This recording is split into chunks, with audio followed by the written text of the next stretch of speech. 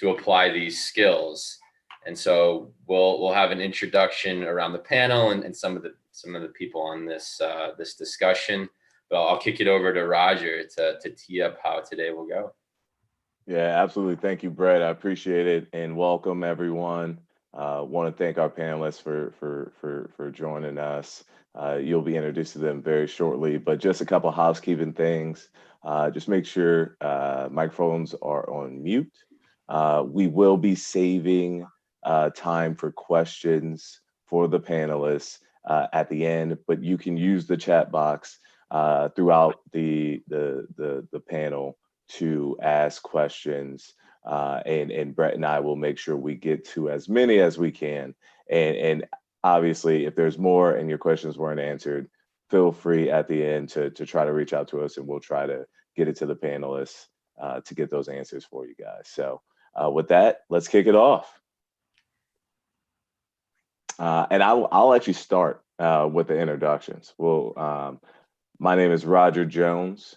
I work for Fox Sports and Georgetown, specifically in the athletic department. I'm the director of corporate partnerships. And basically what that is I sell sponsorship. I sell sponsorship for Georgetown Athletics. And, you know, I reach out to brands locally in the DC and regionally in Maryland and Virginia to help move their brand forward. So how I got here, just like my colleague Brett Bauer, I went to Ohio University. I learned all my skills and trades there, and I was fortunate enough to intern with IMG in the corporate partnership world and grow my career from there. I've been doing this for about 8 years. I'm originally from Cleveland, Ohio, so go Browns, 4-1 Browns. And that's about it. So I'm going to pass on to Brett to make an introduction, and then we'll introduce our panelists. Yeah, thanks, Roger. Brett Bauer with Monumental Sports and Entertainment. So we are the parent company, best known for the Washington Capitals, the Washington Wizards, and the Washington Mystics, along with Capital One Arena in Washington, D.C. So I've been with Monumental for about a year, and before that, it's been 3 years with the hockey team in Pittsburgh. So I've been around the NHL for 4 or 5 seasons now, and went to, as Roger mentioned, OU for grad school and the University of Wisconsin for undergrad. But I am not the focus on this, so we'll pass it over to Danielle. I'd love to hear from you. Awesome. Thank you for having me, everyone. My name is Danielle Padovano. I am a operations manager at Home Team Sports, which is a division of Fox Sports. At Home Team Sports, we are the national sales arm for the regional sports networks. So essentially representing every NBA, NHL, and MLB team in their local market. In my role, I serve as essentially chief of staff. So working with our executive team and our executive vice president to make sure that our employees and our partners are satisfied. And my main pillars that I work under is from an employee development perspective, which has obviously been important for us, especially during these difficult times. And also from making sure we're maintaining our relationships with our partners from a communication standpoint, from a workflow standpoint. So definitely a wide variety of different responsibilities, but I've been here for a little over 3 years. I love it. I started at Fordham University. I'm originally from South Brunswick, New Jersey, but went to Fordham. I was a basketball player there. Had a really great experience within the athletic department, within my major in communications, which eventually led through many connections to Home Team Sports. So that's a little brief introduction, and looking forward to be here. Awesome. John, you're up next, buddy. Good afternoon, everyone. Thank you to Sports Biz for inviting me today. Excited to be here. I am a colleague with Brett at Monumental Sports, and you can see our numerous brands all behind me. I decided to make it a red day, as you can tell. I work on our people and culture team, which is human resources. I'm the vice president of people and culture. I've been with the organization now coming up on 9 years in February. So I'll tell you, working in sports, time goes by fast. Unlike some people who may be here today, I didn't grow up with this sort of desire to work in sports. I thought I was a poli-sci major undergrad, so I thought I was going to move to DC and work in politics. But I found a niche in HR, and that is what brought me to sports. In my current role, I help oversee our payroll, our benefits, our employee life cycle, so talent acquisition. And so I look forward to engaging with you all to help you best position yourselves for whatever futures you see yourself, or whatever you might learn today that sparks some interest for you. So excited to be here and to answer your questions. Awesome. Thanks, Sean. Thanks, Danielle. And to get back into this, so this is the third part of a 5-part series. The last part talked about identifying skills. You're on campus, whether you're in sports or not, trying to identify ways and opportunities. And this one's really getting to, how do I apply the skills? How do I start learning the things and taking the things I'm learning into the hands-on experiences? And what does that process looks like? So we'll kind of go through that step by step. And first, I want to start with you, John, because you mentioned something in your opening. You found a niche in human resources and people and culture, and in development of people and policies and practices. Walk us through, how did you understand that niche? How did you identify it? And then how did you grow it during your college experience that ultimately led to opportunities within the sports hub?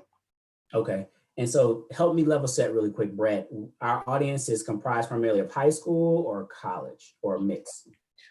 Mix, I would say. I would probably say college, based upon where we are in the webinar, but this will be rebroadcasted to high school and college, but yeah. Perfect. So I just want to make sure I'm giving right where I'm going to start from. So how I fell into, I'm saying I fell into HR. So when I look at my high school experience, I was the student that was always involved in student council. And so that position is one that you always kind of know what's happening. You have access. You're sort of a gatekeeper to information, with either sharing it down to your peers or reporting it up to the administration. When I got to college, still maintain some of those similar type roles of sort of being in the know. And that's what I think HR represents for me when I look at how I was able to have some transferable skills that put me in this HR bucket, being in the know. So in high school, I went to college, poli-sci major, great, did a couple internships. Well, actually, I would say my college experience was somewhat unique. I worked in our admissions office the summer after my freshman year. So that is technically recruiting, which falls into HR. So I was making calls to students, telling them about, I went to Furman University undergrad, really promoting that brand and trying to get them to accept offers or giving campus tours. I was an expert at walking backwards as I guided those tours. And then I did a program where I worked with students who came from, how would I say it, whose potential outdistanced their current circumstances. So it was a program called Bridges to a Brighter Future. And so every summer I worked with that group. And so that was sort of coaching and professional development. And so not even realizing what I had sort of set myself up for, I had already been putting some skills in place to help me excel in the field of HR. In undergrad, I did an internship in DC with my poli-sci major, working for a PR firm that had a lot of political clients. And so that was where I was saying, like, okay, graduate, I'm moving to DC.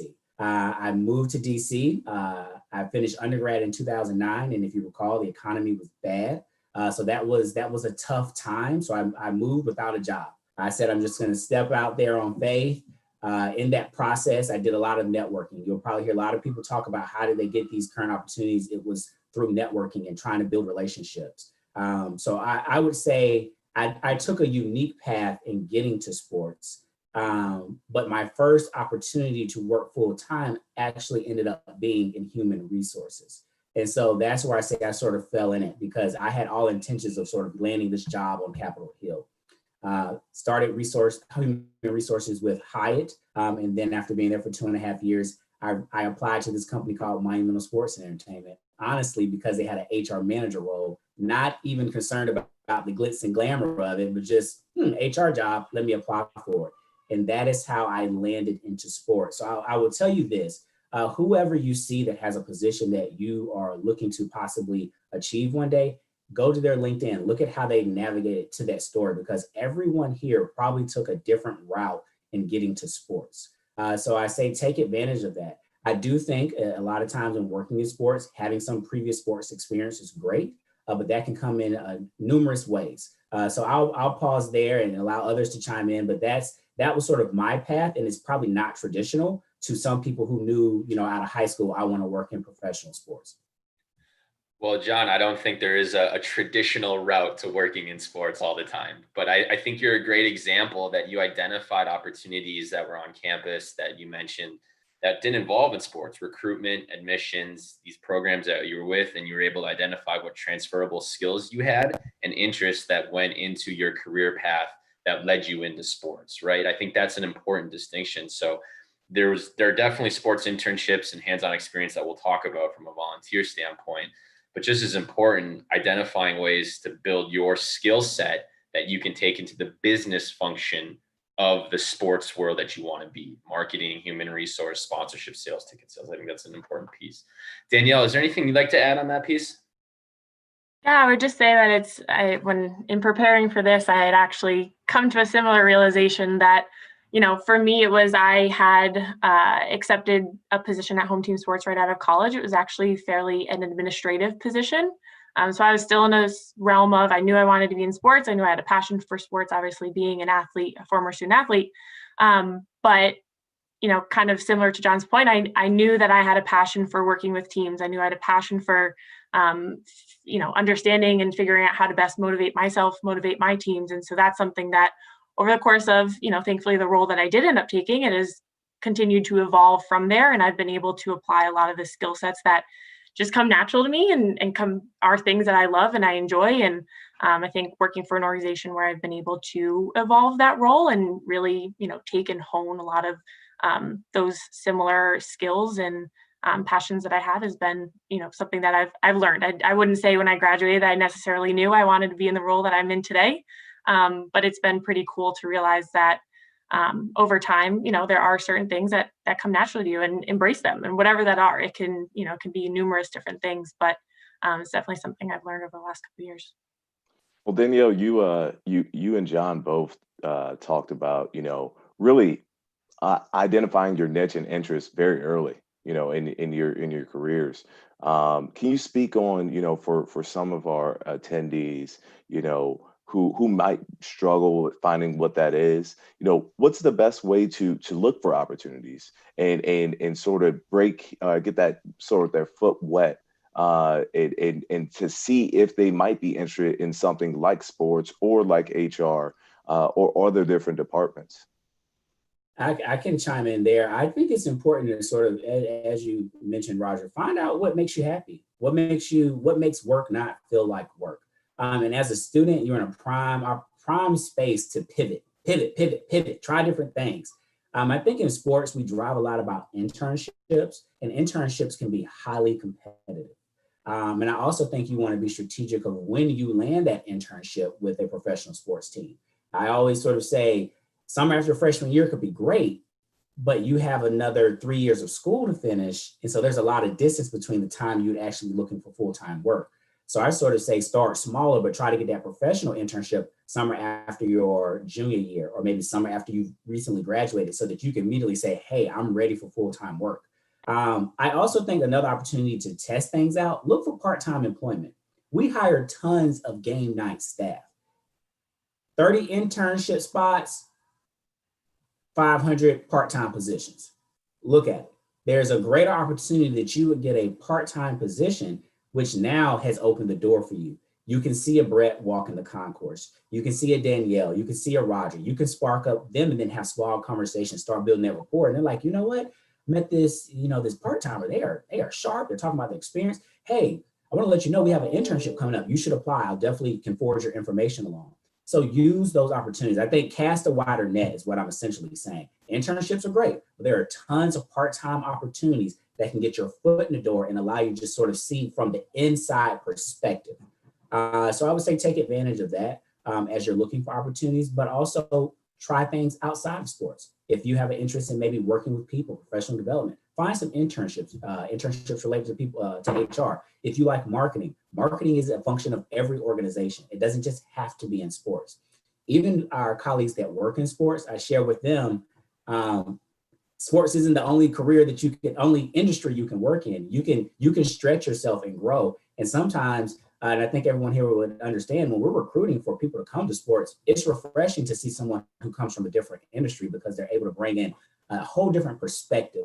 Because a lot of times in sports, everyone's only kind of worked in sports. So you have this limited scope or limited view sometimes, not always, but that's just what you know. But then if we hire someone who came from a larger corporate 500, maybe a tech company, they may come in and say, hey, well, we were doing this and we didn't even think about it. So now that allows us to grow our business. So I say use your undergrad experience to pivot, to try different things, do internships. Also, don't forget to look on your college campus. There's always a manager of the team. There's always a ticket taker at the event. And those are ways you can just get the inside scoop, inside perspective, and figure out, hey, do I like this? Or did I dread going to, do ticket sales at the collegiate level? So think about it from that perspective. Yeah, I would even build onto that from a more general perspective. I think in school probably took for granted the amount of opportunities that I did have that weren't the traditional internship or weren't the traditional job or role or function within athletics or the school. And, there were probably opportunities that I was given different projects in the business school. And do I look at that and say, okay, I'm going to take this opportunity to look at a different category or a different business that maybe I might be interested in. And so then you get an inside scoop. You can spend a period of time really delving into different industries, different specific companies to find out, maybe you do at the end of the day like what they're doing, or there's a really fascinating idea or fact about that company that is of interest to you.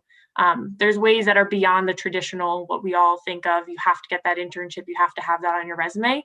I think in everyday life, everyone you meet on campus, every person in development, they have connections to different alumni who are probably in roles that you would eventually want to be in one day. So take every experience that you have. I know it sounds a little overwhelming when you want to just enjoy college and have fun and, have fun with your friends. But I think a really cool way to look at it too is that everything's an opportunity. And if you can pull a professor aside and maybe ask them a deeper question about something you learned in class, and they can connect you with someone who they know through former alumni, that's a really good opportunity to make a natural connection and to really, at the end of the day, having an understanding of how businesses work in general is always helpful, whatever role or whatever department you find yourself in.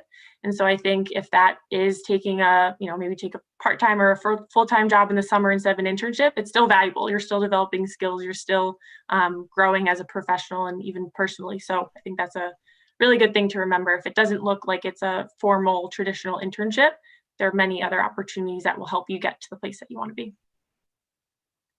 Yeah, I think you hit on something really important, Danielle, on non-traditional, and John, you did too, on non-traditional different ways, and even your schoolwork in your non-sports class. For those that are in sports classes, for those that are in non-sports classes, you're in marketing, you're in human resource, you're in finance, and you're doing projects, you're doing papers. How can you work those subjects and layer sports on top of it? I think back to an international project that I was tasked to do about a certain topic, and I chose to do it on the NFL expansion in Europe from an international standpoint. So I layered sports on top of the project that I wanted to do, and that helped me gain and understand the industry just a little bit better. So whether you're exploring, I think, or whether you're going to be working in sports, and both of you guys have both said college, it's about exploring and pivoting and trying to understand, but just be very deliberate, I think, with your actions. Have a plan, at least a sense of a plan of what you're doing is what I'm hearing both of you say, and working on and finding the skills and niche that you guys want to develop and potentially be in. So I think that's a really key point to this. And so now I want to transition a little bit. We did talk about internships, and both Danielle and John, you are very heavily involved in the internship programs. Some would say John, you're the master of our internship program and the overseeing director of it all. But let's talk about internships as resumes are coming, as applications, as you're speaking with potential interns. So this is before anybody isn't even an intern. What stands out to you? What should they know as they're applying and looking for internships with the professional team, with the college team, with the agency, those types of things? What what's really sticking out to you in their story, in the way they present themselves, even in their resumes? We'd love to hear some tips on that. And Danielle, I want to start with you. I was gonna say, I want to hear what John has to say. I mean, I think, from having conversations with folks, we know that anyone can come in. What we're doing isn't brain science, right? We are selling advertising, and it's exciting. It's great. I love it. Our people are so intelligent, so incredible. But at the end of the day, I think what we look for most is the people that we're bringing in, and the people that we're bringing into our environment. What are they like? And I have our values up here in my Zoom background, but curiosity is one of the ones that stands out most to me. I think all of them are important, but for us, we want, it's great to make a connection with someone that said, hey, I was reading something online and I noticed that something happened with the MLB. How does that affect your company? What does that mean? Or I feel like this might be something that, can, if there's a new category, maybe that's come out, maybe the direct to consumer, there's a really cool brand that I saw. I feel like that would be something that would work really well within your model. And so, having a conversation about it and not necessarily saying, I have all of this experience, my resume is perfect, I've taken all of these classes, I know exactly what you're doing. But we want to bring someone in who fits in our culture and who is curious, who has drive, who is a good collaborator, who is innovative and thinks innovatively. So, I think for us, it's not as much of what's necessarily listed on the resume, but it's displaying the qualities of the type of person that we want to bring into our company, and the rest can figure itself out. I share what Danielle has said, and I must give a shout out to my colleague Layla. She's our new leader for the internship program, and she is killing it. Look her up if you want to get into internship with Miami Mental Sports. She's really leading that space. But I think in general, to echo that, resumes at the internship level, they can start to look the same. Everyone kind of has similar experience. We know that you're looking to learn and grow. I think it's really when it gets to that interview point is where you can set yourself apart. There's a couple of best practices that I tell anyone, be prepared, have questions and ask questions. I think it's also important to know, if you're granted the opportunity, you really want to come in and figure out where's the need on the team, and you make that your specialty. I'll never forget when I first started with Monumental, we had an intern that was working with our HR group, and I needed to figure out this Excel formula it was in a toggle field to sort of manipulate the final product that it would populate, and she figured it out. To this day, I still use that toggle field in the formula that she shared with me. I will never forget. And I'm like, wow, she was able to figure this out. You're great. And she was like, it's just a matter of doing some research, but she found a niche. And so I knew that I could depend on her for that expertise. So I would say, come in, be confident. I would also say leverage your network as best as you can. Working in sports is competitive. And I hate to say it, working in sports is a lot about relationships. Some of us come from various backgrounds that don't necessarily give us a leg up in that environment. But you have the power of LinkedIn on your side. What I have seen as some best practices, people will be strategic. If you go to most companies' websites, there are some email addresses that are available there. Reach out to the that are most aligned with the opportunity you're looking for. I say most aligned because we've also had some people that have applied and emailed every email address that was on the website. So let me tell you what that looks like. So you applied for an HR position, but now I have everyone in the company forwarding me your email and saying, hey, got this. I don't think they meant to send it to me. I'm sending it to you. So now I have 50 people and they're like, they applied for HR internship. I don't even know why they emailed me. So be strategic in that, because you want to make sure you're setting a good, good first impression. And I think that's just a matter of using good judgment and working smart. So be strategic. And I think another way to set yourself apart is to try to get some informational interviews lined up. So you can start doing that prior to your readiness to apply for that internship. So you can have a connection with Brett or Danielle or Roger before you even applied for anything. So then you apply, guess what? You can say, hey, Roger, I just want to let you know that I applied for this opportunity with Georgetown. Just want to keep you abreast of what's happening in my area. Do you happen to know the hiring manager? Would you mind putting in a good word for me or sharing my information? Those are all things that help you set yourself apart. I do feel that to work or get an internship in sports, you cannot be passive. You need to figure out, how am I going to make contacts with people How am I going to be genuine in this approach? But how am I going to help myself? You can't just apply and say, oh, I'm just going to sit and wait. Because when you do that, there's someone else that has connected with other people and they have other people reaching out to that hiring manager. Or guess what? You don't know someone that works there. Figure out who those people are in that department, send them a LinkedIn request. Hey, my name is John Ferguson. I recently applied for XYZ internship. Based on the website, looks like this will fall under your scope. I would love the opportunity to have an informational chat with you just to learn more about your experience and the opportunity. There you have it. Also, if you send those emails, the key there is to make sure you follow up. You have to follow up. Everyone here wants to help, but we also have 1,000 emails that come in a day.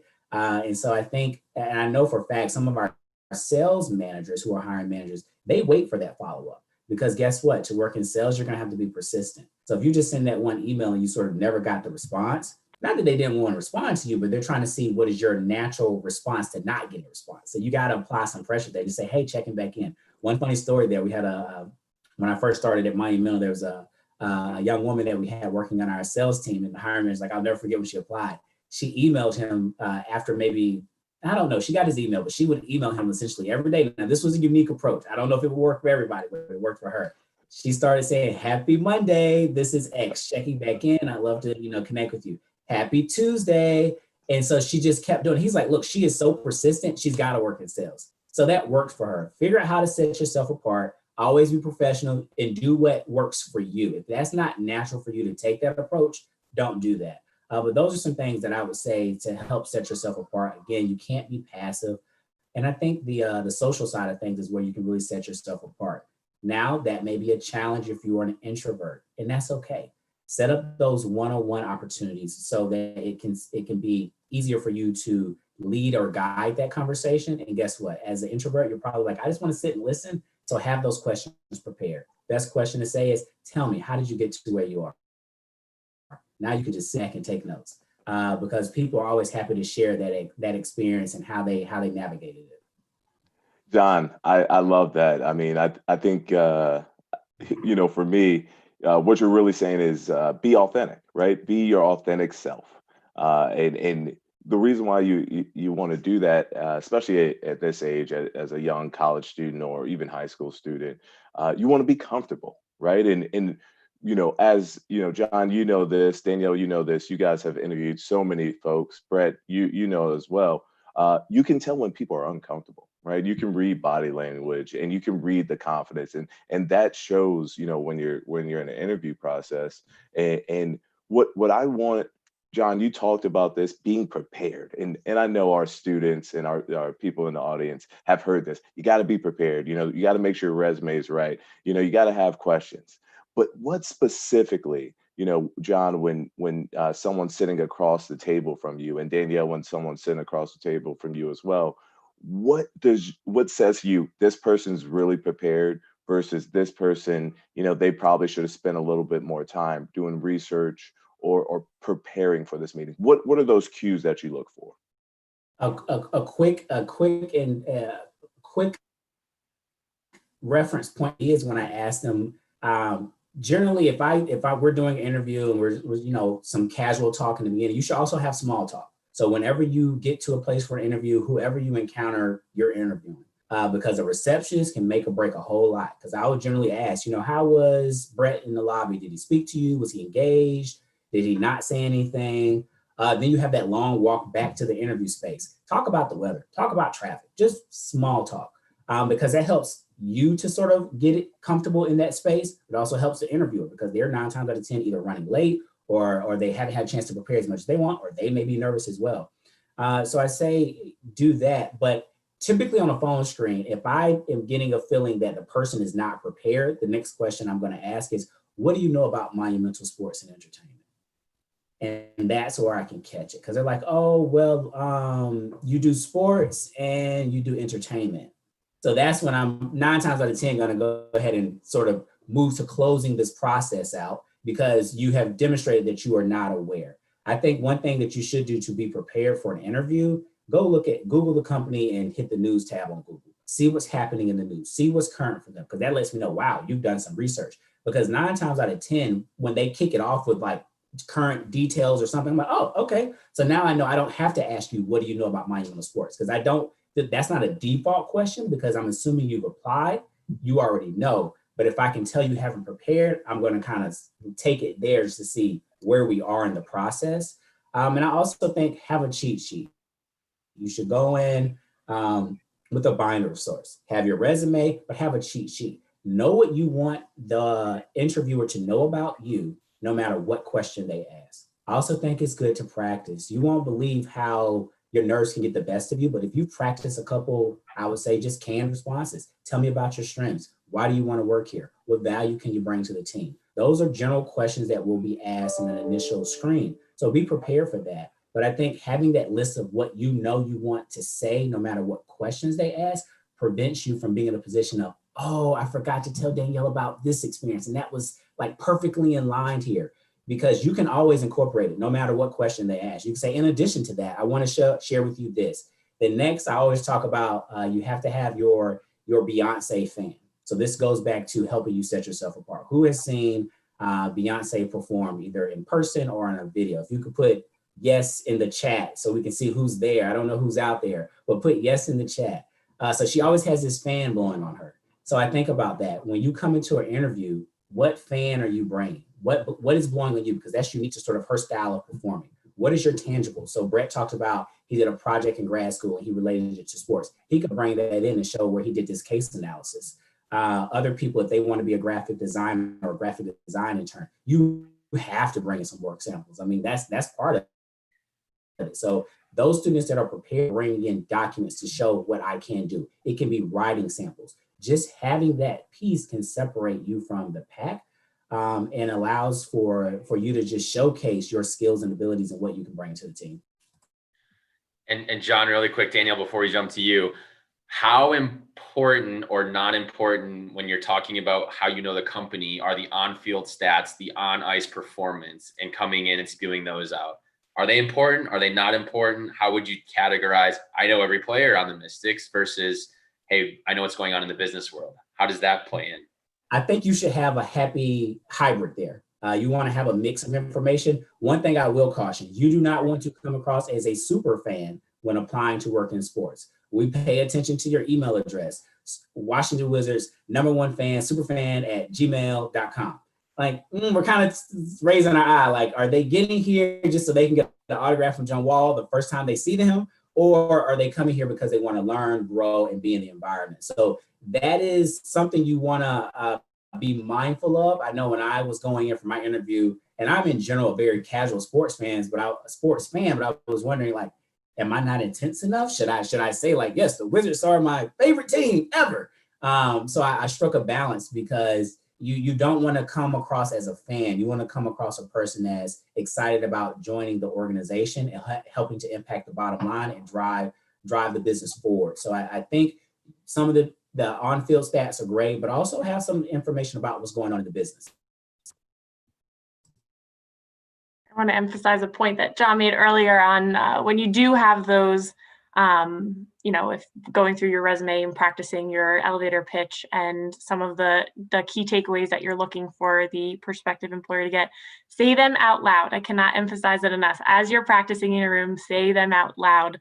I would consider myself in that introvert realm. So it is totally different when you're going in. Obviously, the nerves set in. And it changes your answer. But if you said it out loud already, if you've practiced that, if you've gotten comfortable with how you're saying it, I think it makes a complete difference. So it's definitely something, looking back, I wish I would have done a little bit more.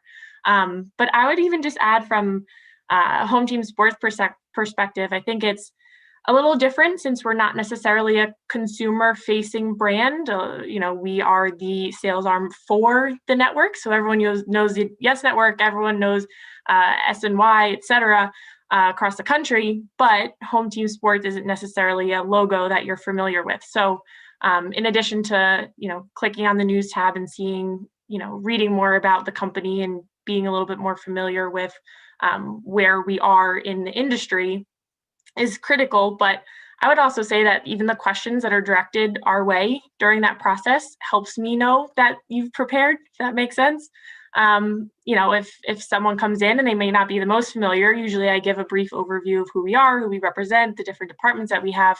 And if I go through all of that and there are no questions, I get a little concerned because we are probably one of the more confusing businesses just because, again, we're not necessarily consumer facing. But I love when there are questions. I love when, oh, that's really interesting. Can you explain a little bit more how that department interacts with this department? Or, generally, what does that relationship look like with our regional sports network? And I think that almost for me is kind of the sign of, okay, this person's listening, they're engaged. It's not a problem to ask a question, but obviously making sure that you're continuing to follow a conversation and asking poignant questions that'll help them or help you, understand the business better and see how you can make the best impact. Yeah, Danielle. Oh, sorry, Brad. I just want to follow up real quick on Danielle with the questions. I wanted, we probably have a lot of students out hear the phrase, oh, there's no such thing as a bad question. John, Danielle, is there such thing as a bad question? Is there questions that students should stay away from? And are there questions that are better than others? I have a real world example of a bad question. This threw me for a loop. I literally had to say, hold on. I had to put the phone on hold. Like, did they really just ask that? So sometimes as you're preparing for interview, you go and you Google interview questions to ask. And so I could tell it, like they were just running down a list because it was like, okay, this is the 15th question now. And this was an initial phone screen. So I'm like, we're touching on benefit details. Like we don't even know if we're in the same car at this point. But I can't remember what role it was, but it was an entry level position. I know they said, so can you tell me about your severance policy? And that really stood out to me. I had to pause for a minute. And if you're not familiar, severance is essentially when a company is separating. You and that company are separating, and sometimes it's just not working out for both parties. And there's an agreement that is reached for some things that benefit you, but just to go ahead and terminate this relationship. So they asked about it, and so that was the first time I'd ever been sort of asked about a severance policy in an initial phone screen. And so I paused, and I'm the person, I try to make everything a learning moment. So I then said, hey, we'll say the candidate's name was John. John, where did you get that question from? Because I was just looking at the cadence of the other questions. He's like, oh, well, I Googled questions to ask. And so then I broke it down on what severance meant and explained it. And then I said, do you see how that can be off-putting if we're trying to build a relationship and you are now referencing something that means a relationship is being ended, it is terminated. So that be informed. Don't just Google and run down the list of questions. Make sure you know what you are asking and you know the intent behind it. I think that there's nothing wrong with being curious and asking follow-up questions to something, but make sure you're asking a question that makes sense for where you are in establishing that relationship. So that was my question of, did they really just ask that?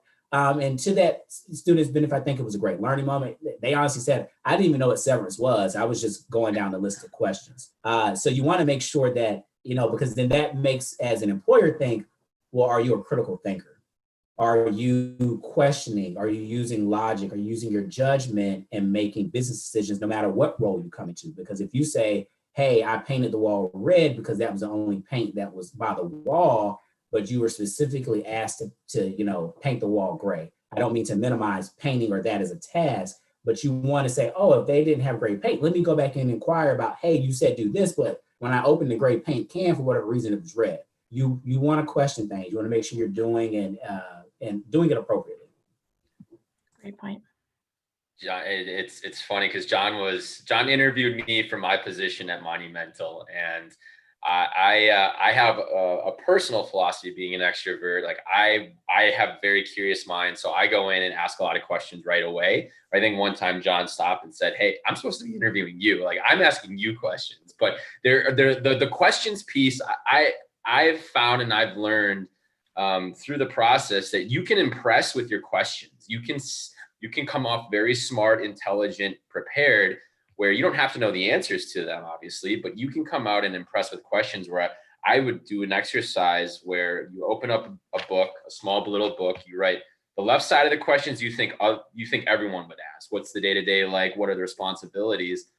On the right side, you put questions that you think are very unique or something that you would take time to research. And those are the impressive questions that you can have. Again, very deliberate, not what's the severance, John. I love that. I love that story. But something that's that's role responsible, that has some sort of intent to it, or on the right side. You saw something in the business, in the trends. How does this impact your business? Danielle, you had mentioned something that but before, or where have interns in the past succeeded, failed? Where have they gone on to? Things like that that are very deliberate. And now you have two sides of the questions that you can both prepare and have answers on. So I think it's a really strong point you guys both made from the question standpoint. So the one thing I wanted to touch back on really quickly was informational interviews, even before the interview process happens, and just growing your network. I think that's intimidating for a lot of students, high school and college kids. With informational interviews, maybe it is applied to interview in the future. Maybe it's we just want to grow our network at the moment we have. But thinking back to your high school and college years, and Roger, I want to open this one up to you as well. How do you approach somebody in the industry? What are some etiquette? How do you then position and sort of lead that charge? The onus, I think, is on the student to have that process and to go through it. But talk about informational interviews a little bit far more, and how you respond to students asking, hey, can I have some of your time, which is at a premium?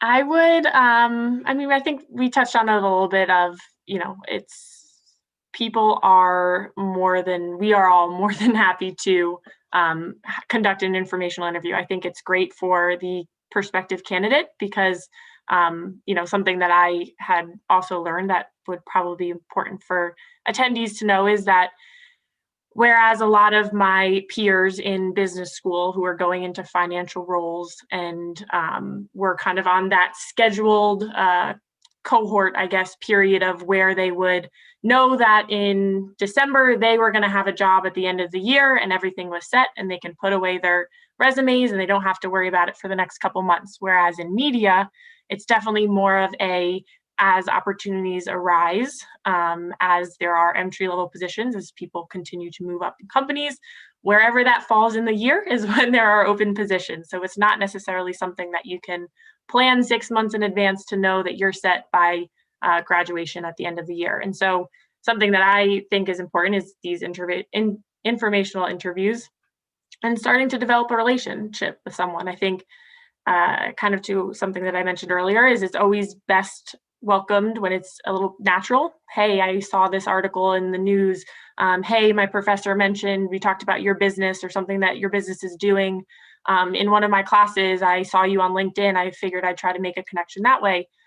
Alumni, those are usually ones that it's anytime someone emails me from a Fordham address, I definitely make sure to answer because, it's something that I've appreciated when I was an undergraduate. And so I think making it as warm of an introduction as possible is usually the best. It's, again, as we spoke to earlier, it's not always easy for everyone. I think we all have, different levels of folks who we know in the industry, but being able to make a LinkedIn connection and give them a shout out, the worst thing they're going to do is they're going to say no. But you put yourself out there and you put yourself in the best position to succeed, which is the most important.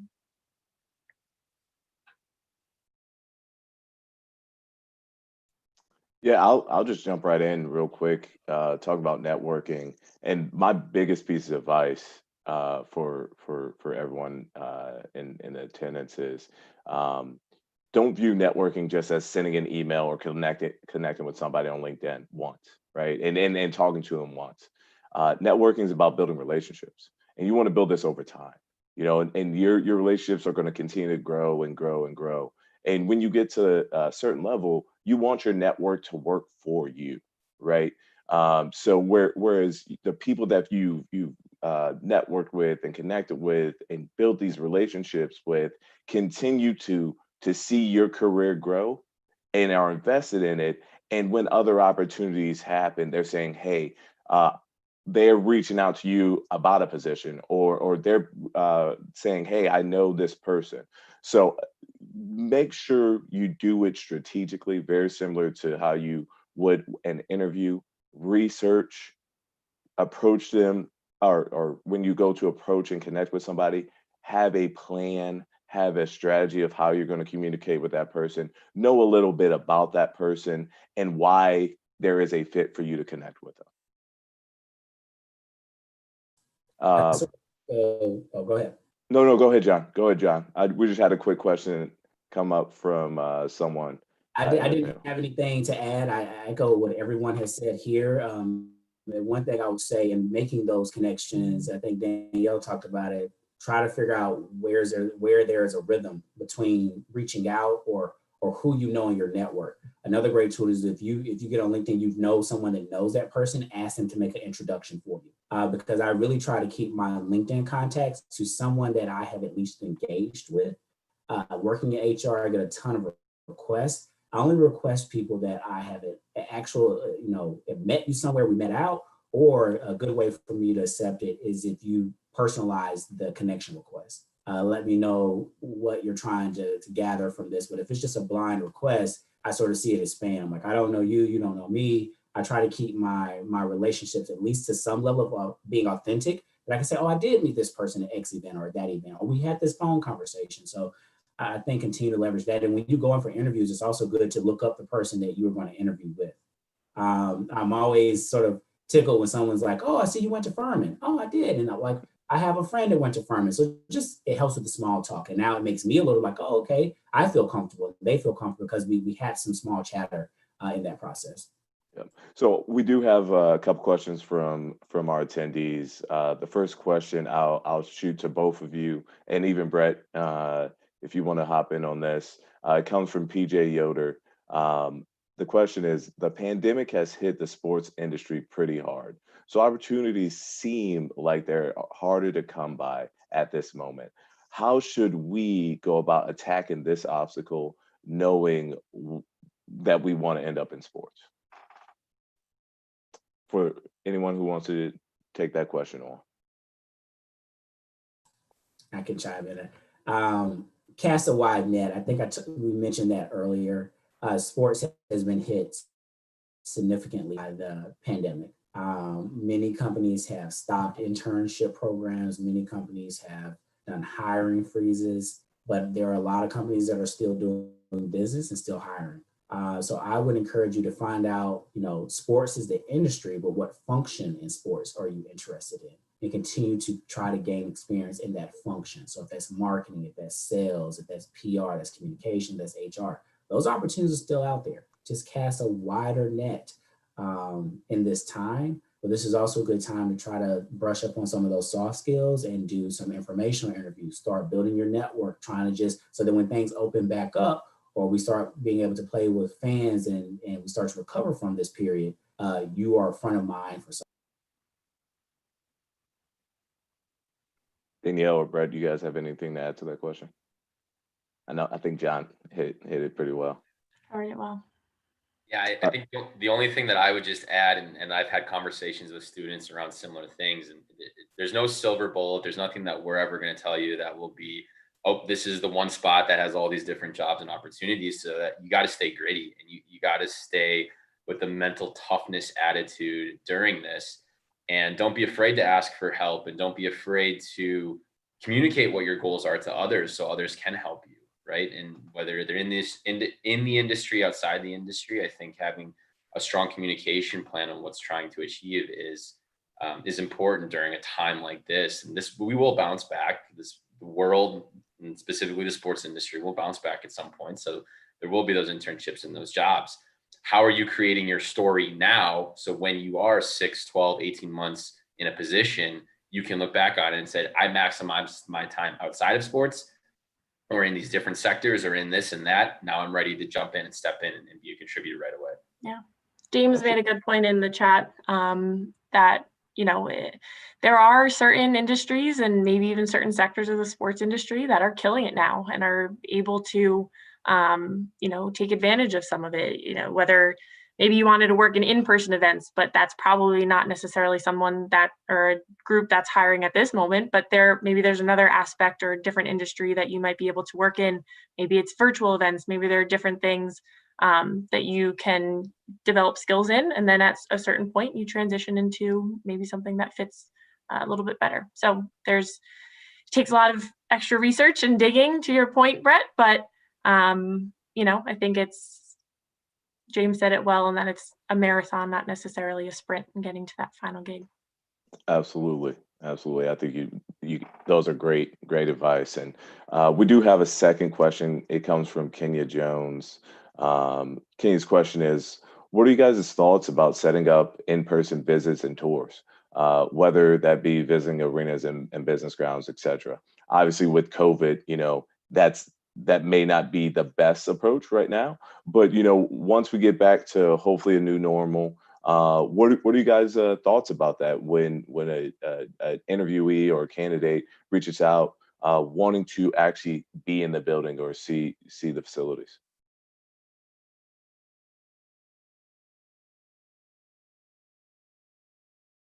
Danielle, you want to take a stab at that one first?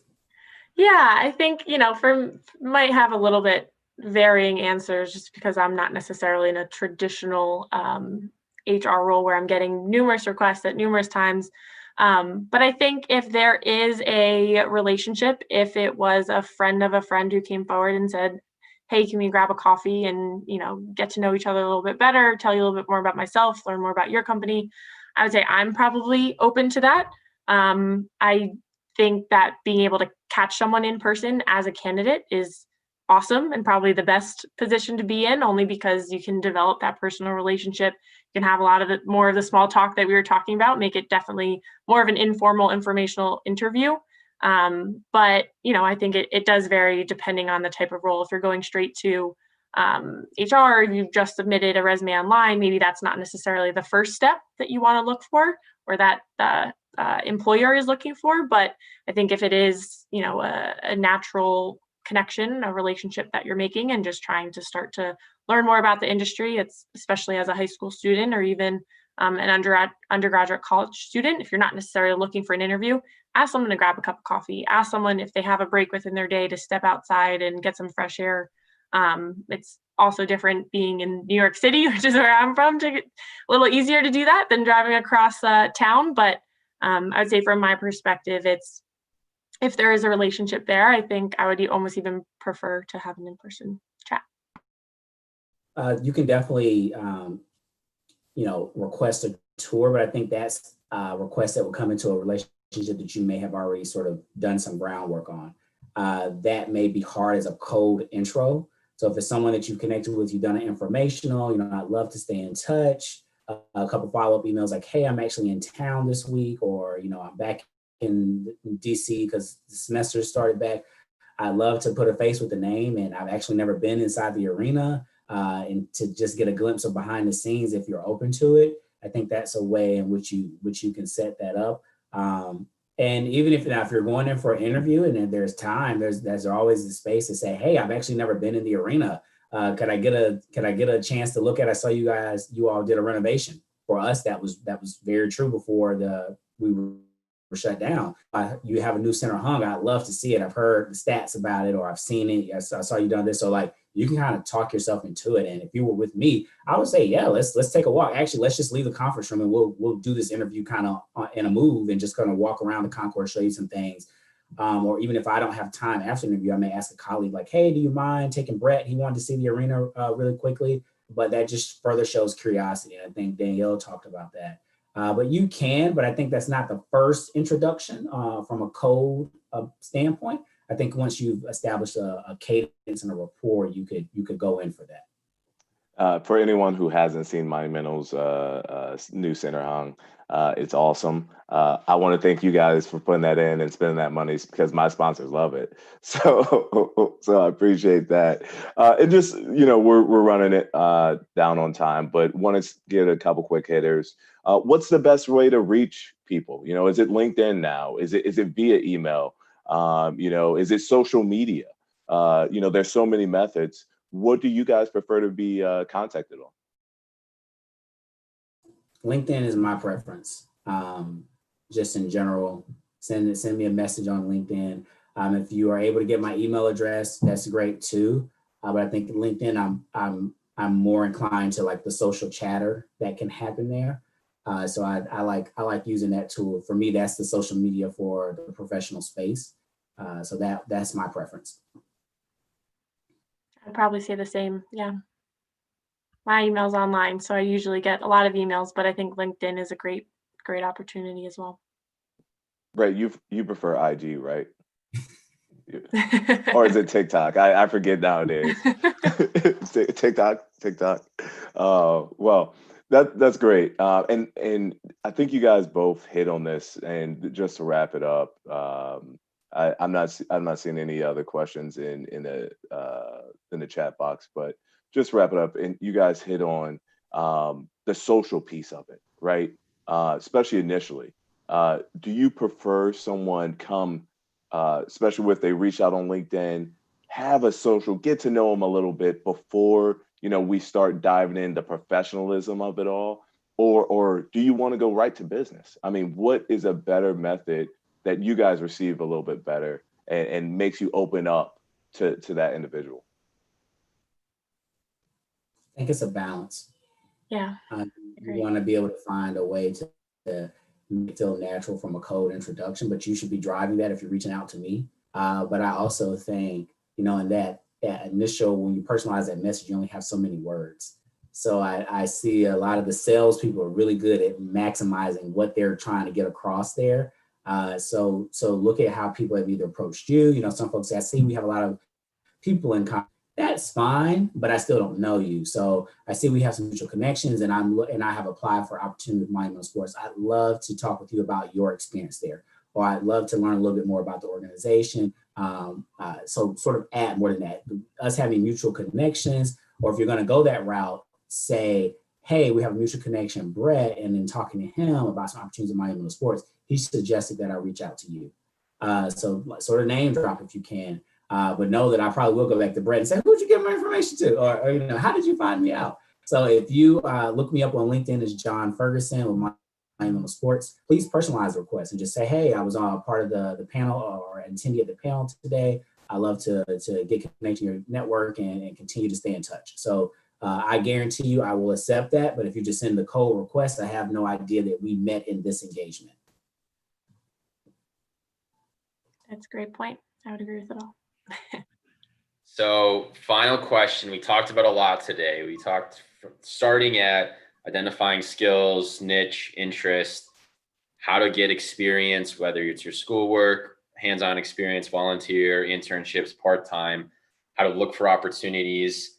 What's the big takeaway? What's one main perspective that you're hoping students learn from this based on all the things that we talked about today in 30 or 45 seconds or less? But what's the one point you really both want to, all three of you, Roger, I want to include you want to drill home? Closed mouths don't get fed. So speak up, be active, be confident. No one's a mind reader, and don't get in a position of wanting to point fingers at everyone else. Start with yourself. Love it. I'll go, Danielle, just real quick. I think John said it multiple times. Cast a wide net. There's a saying, fish where the fish are, but I mean, don't limit yourself. Don't limit your opportunities. Cast a wide net. I'm going to also share a quote that I used to have hung up in my office when offices were a thing. It is, attitude is the difference between an ordeal and an adventure. And I think a lot of us can probably speak to the fact that our careers to this point have been an adventure. And while not necessarily always charted out in advance, look at the different opportunities that you have, look at the different situations that you're in, and choose to learn from them, choose to get better from them, to develop as better person, better professional, and, we can continue to grow from there. Danielle, can you say that one more time? I was writing it down, but I want to make sure I have it exactly. It's attitude is the difference between an ordeal and an adventure. So that actually got me through a lot of preseason basketball workouts, but I think it's something that I've chosen to live by. You can either be defeated by your environment, or you can choose to look at it and let it make you better. The biggest takeaway I got from hearing all three of you, being very deliberate and active with everything you're doing, because you're a sport management major or you want to work in sports isn't going to cut it. There's so many out there that do that. You're not entitled to opportunities just from that. Go out and get active relationships, experience, niche skills to make your story the best story possible. That's what I heard from today. So thank you guys so much. We appreciate you. Danielle, John, Roger, and I know had a blast developing this through Sports Biz Camps. Check out the 4th installment, which I think will be next week or a week later, maximizing internship experience. So now we got you right up into the internship. Now you're in that internship or that part-time, that volunteer experience. How do you maximize that? That will be the conversation for next round. But John, Danielle, Roger, again, thank you guys so much for joining us today. Thank you for having us. Thank you, guys. Thank you. Good to see everyone. Take care. Take care, guys.